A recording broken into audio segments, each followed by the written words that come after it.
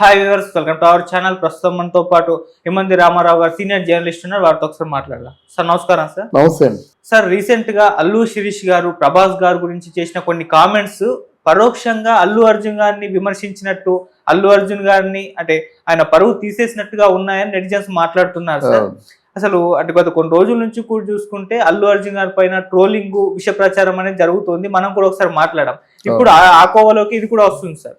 అంటే ప్రభాస్ గారి పైన అల్లు శిరీష్ గారు కామెంట్ చేయడం ఏంటి, దాన్ని అల్లు అర్జున్ గారికి లింక్ చేయడం ఏంటి అని చెప్పేసి చాలా మంది అనుకుంటున్నారు సార్.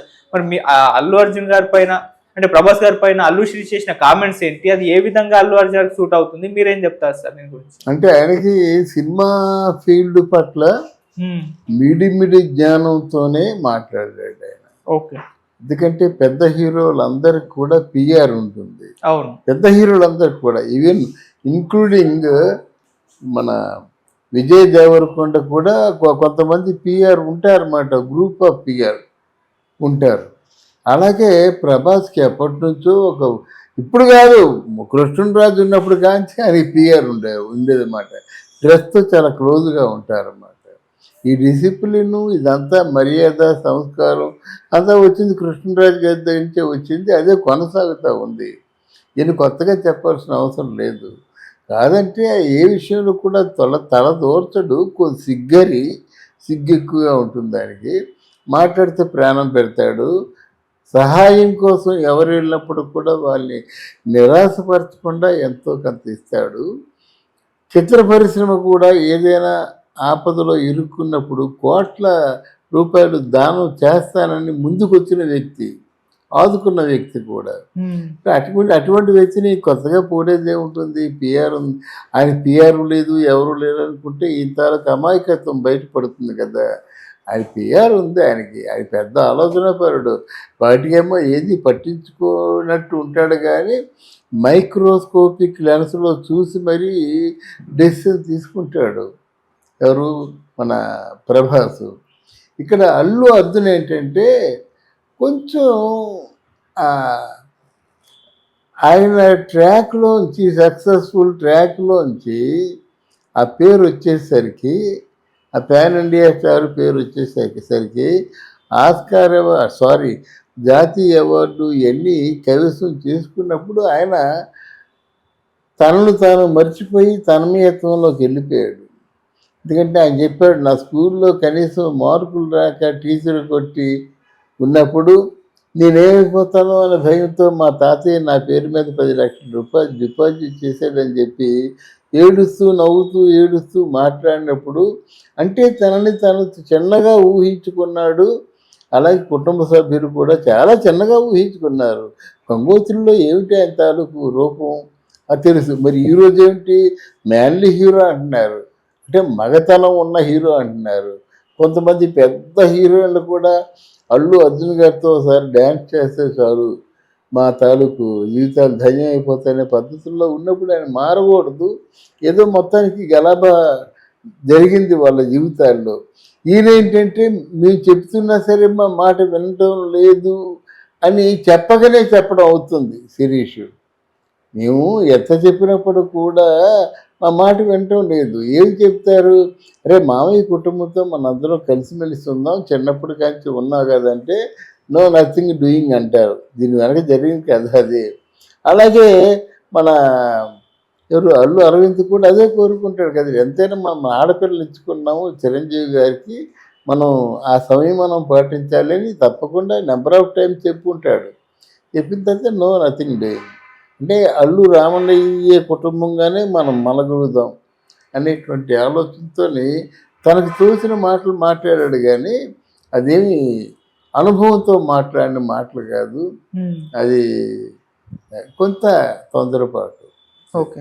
అంటే సార్ అల్లు శిరీష్ గారు మనం ప్రభాస్ గారి గురించి మాట్లాడారు. ఆయన యాక్చువల్ గా దాన్ని అల్లు అర్జున్ గారికి అన్వయించి చూడడం అనేది అది ఎంతవరకు కరెక్ట్ అంటారు? హీరో అంటే ఇలా ఉండాలని చెప్పడం తన ఆలోచన.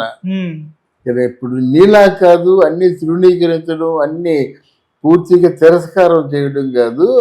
ఆ ప్రభాస్లో ఎంత మంచితనం ఉందో నీళ్ళు అంత మంచితనం ఉండాలి. చూడు 12 సంవత్సరాలు బట్టి ఎక్కడైనా మాట వచ్చిందా? ధర్మదాత దాన పురుషుడు ఇలాగ అనుకుంటారు. కానీ నీలాగా ముక్కు మీద కోపం ఉంది, ఎవరినైనా సరే తిరస్కరించి మాట్లాడడం.